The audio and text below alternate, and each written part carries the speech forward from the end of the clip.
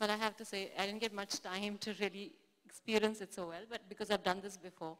I think what the gel does is really prepares the skin, it softens the skin, and if you have like very dry skin, you know, sometimes when you shave over a very dry skin, then of course your skin gets damaged and it gets very dry.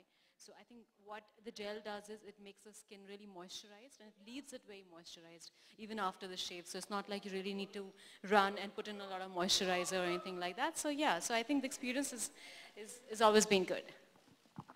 So I'm going to ask you what has been your experience with the gel as well as the razor.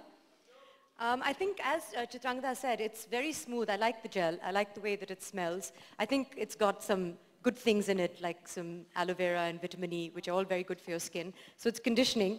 And I really like the feel of the razor because it's not like a man's razor.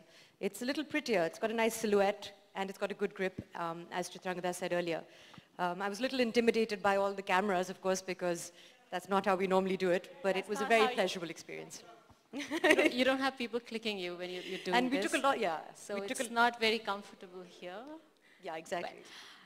But I'd like to, of course, thank both of you for showing us this beauty routine of using the Satin Care shaving gel as well as the Gillette Venus razor for women, and they have shown us exactly how it is to be used. Now, you have witnessed, ladies and gentlemen, a fabulous launch of a beauty routine, in fact, from Gillette Venus.